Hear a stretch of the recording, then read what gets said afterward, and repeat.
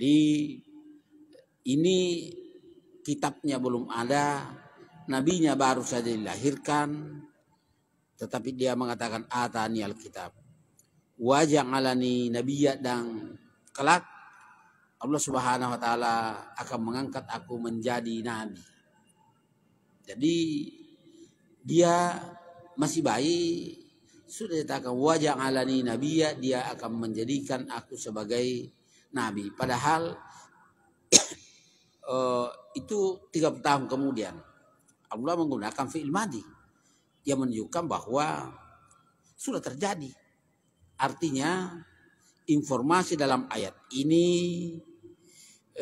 baik pemberian Alkitab dan pengangkatannya sebagai nabi itu dengan menggunakan fi'il madhi itu menunjukkan sesuatu yang pasti akan terjadi. Tetapi pada saat itu belum terjadi karena belum waktunya. Itu informasi yang kita temukan dalam Al-Quran Karim terkait dengan apa yang dialami oleh Nabi Isa alaihissalam ketika dia baru saja dilahirkan, dan dia adalah satunya manusia yang terlahir ke bumi ini tanpa ayah dan ibunya sendiri, bukan orang yang melakukan pelanggaran, tetapi itu terjadi atas kekuasaan Allah Subhanahu wa taala. Bahkan beberapa informasi yang disampaikan oleh Nabi Isa alaihissalam terkait dengan pribadinya yang agung sebagai nabi dan rasul, dia mengatakan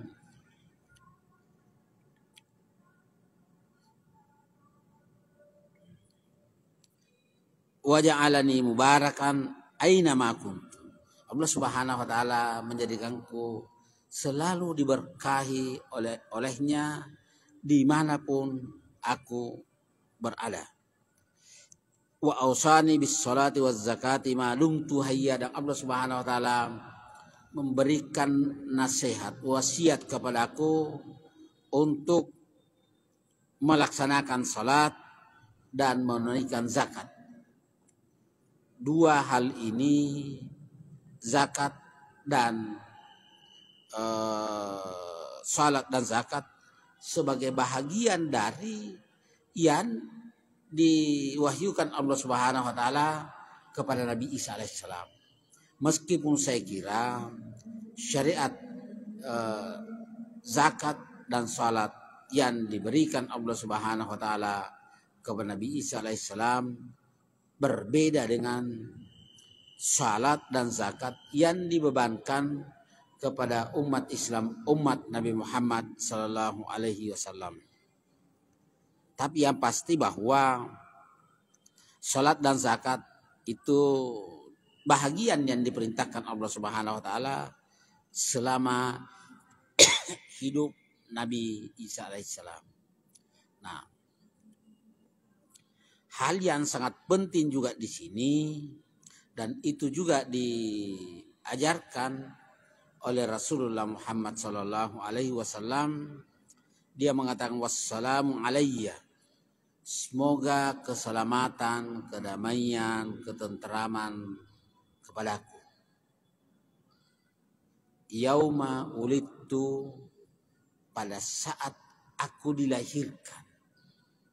Dia berdoa kepada Allah Subhanahu wa taala agar dia diberikan keselamatan, kedamaian, ketenteraman pada saat dia dilahirkan. Wa yauma amutu, dan pada saat aku dimatikan. Wa yauma ub'atsu hayya, dan saat aku dibangkitkan untuk dihidupkan kembali. Jadi Nabi Isa alaihissalam dari segi proses kelahirannya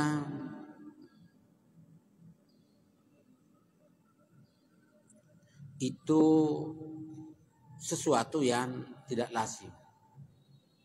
Dia terlahir tanpa ayah. Ketika dia melaksanakan tugas risalah, dia dimusuhi oleh orang-orang yang diajak, didakwahi oleh Nabi Isa alaihissalam, sampai kemudian dia diselamatkan oleh Allah Subhanahu wa taala. Dan Al-Qur'anul Karim menegaskan bahwa Nabi Isa alaihissalam dijaga dan dipelihara oleh Allah Subhanahu wa taala, dan karena itu Allah mengatakan wa ma qataluhu wa ma salabuhu walakin syubbiha lahum.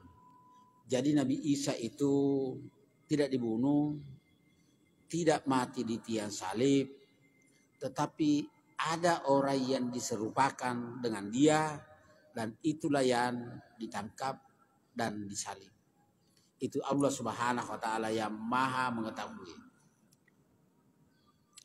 Nabi Isa sendiri diselamatkan, dan sesudah peristiwa itu Nabi Isa hidup secara misteri begitu, tidak lagi bergaul dengan orang yang ada di sekitarnya, tetapi tentu saja memang ini sesuatu yang misteri juga, karena Allah Subhanahu wa taala menyatakan inni mutawaffika, sesungguhnya saya akan mewafatkan kamu wahai Isa. Jadi dia wafat, tapi dia tidak wafat, tidak mati di tiang salib. Tetapi kemudian Allah Subhanahu wa taala menyatakan wa rafi'uka ilayya, kami mengangkat engkau wahai Isa ke sisi kami, diangkat ke langit. Dan oleh sebahagian ulama menyatakan bahwa diangkat ke langit kedua. Jadi dia tidak mati di tiang salib, diangkat ke langit, dan ada yang mengatakan diangkat derajatnya oleh Allah Subhanahu wa taala, dan sudah itu dia mengalami kematian secara normal. Itu Nabi Isa alaihissalam. Nah di sini hal yang menjadi sangat penting, dan saya kira itu juga diajarkan oleh Allah Subhanahu wa taala melalui syariat Nabi Muhammad sallallahu alaihi wasallam. Di sini kata wassalamu alayya, semoga kedamaian, keselamatan, ketentraman atas saya, yauma ulidtu, pada saat aku dilahirkan, wa yauma amutu, saat aku dimatikan, wa yauma ub'atsu hayya, dan saat aku dihidupkan kembali. Jadi Nabi Isa dihidupkan kembali setelah